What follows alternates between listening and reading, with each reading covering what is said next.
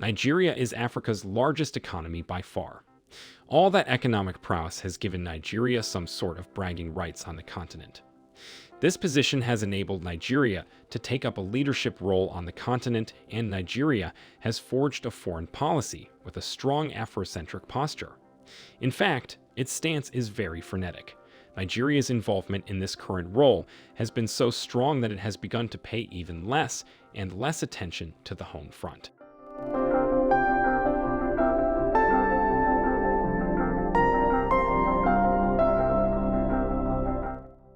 What is this Nigeria's leadership role in Africa?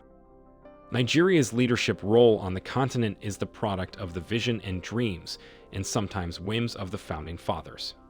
They were the true pioneers who first premised on real national capacity. Jaja Wachakwa, Nigeria's first external affairs minister, who noted in 1960. Our country is the largest single unit in Africa. We are not going to abdicate the position which God Almighty has placed us. The whole black continent is looking up to this country to liberate it from its thraldom. This very statement would define Nigeria's behavior and continental outlook. It has continued to influence successive administrations irrespective of political views. Nigeria's colonial experience and its abundance of natural resources and wealth have put it in a prime position to pursue an ambitious foreign policy. It also permitted Nigeria to finance its civil war, strengthening its international independence. For example, oil made possible an unparalleled post-war recovery.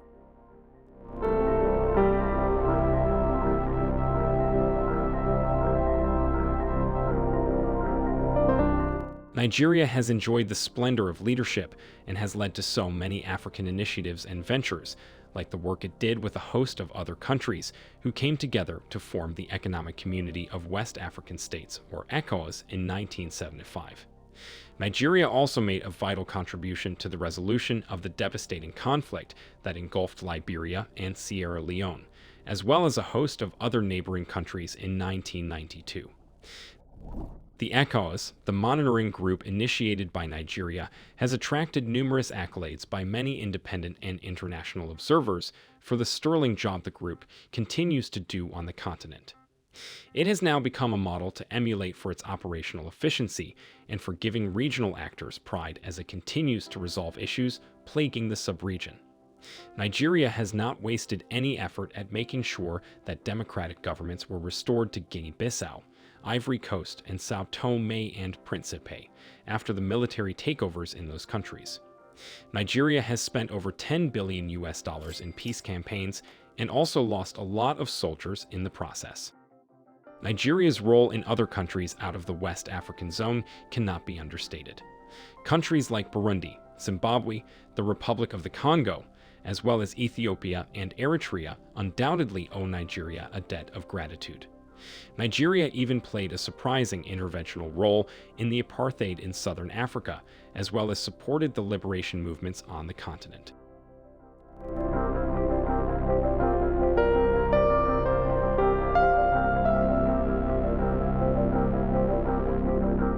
Now let us look at the shortcomings of Nigeria. Unfortunately, however, Nigeria has been all too often caught up in many damaging practices like fraud, corruption, misappropriation of public funds, electoral malpractices, insurgency, and terrorism have also devastated its moral fortitude and capacity to lead the continent. Also, amidst enormous wealth, the poverty situation in Nigeria is dire as more than half of the population live in poverty. According to the World Poverty Clock, Nigeria is said to exceed India as the world's poverty center. Most Nigerians have been reduced to the behest of the politicians who tie them to a gridlock of stomach infrastructure, a term that reflects the trend in institutionalized and structural poverty. Deprivation has put the Nigerian citizens in a vulnerable and compromised position where the desperation for survival makes them sell their votes in conscience. Nigeria's global position, especially after the stringent effects of the COVID-19, seems to have shifted, and we're seeing nations like Ghana trying to emulate what Nigeria has been doing for the past 3 decades.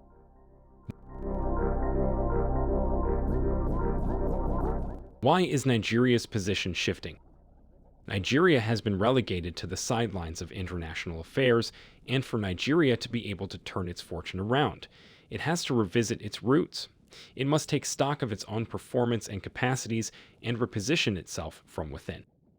If Nigerian leaders are increasingly determined to proffer African solutions to their problems, then political structures and institutions must be reformed to reflect conditions suitable for sustainable development.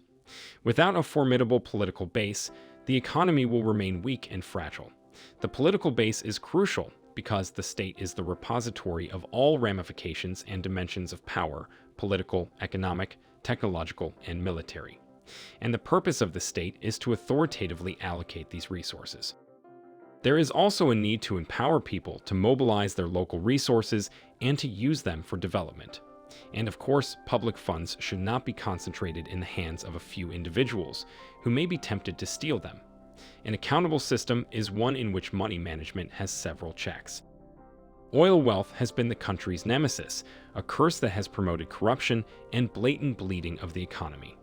But it is declining in value, and as a source of national revenue, now is the time for Nigeria to make good its repeated and well-advertised intentions to diversify the economy.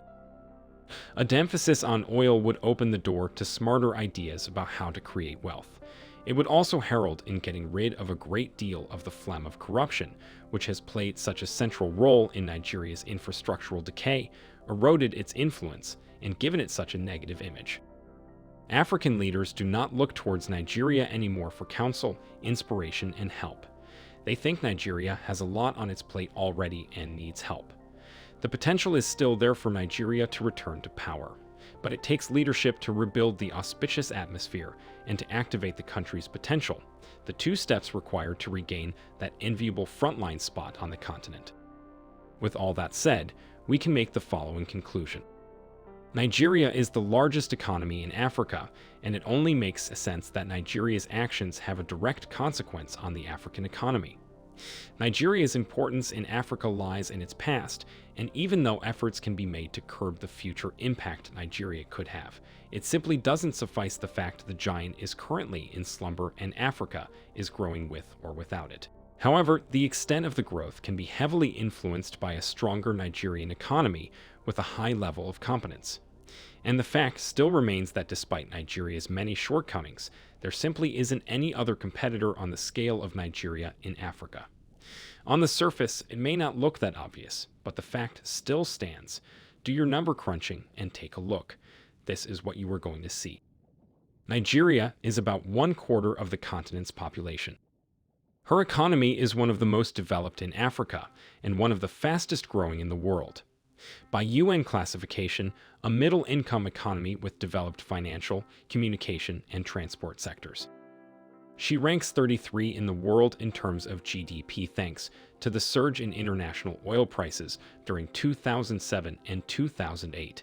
Nigeria managed an annual GDP of $352.3 billion US.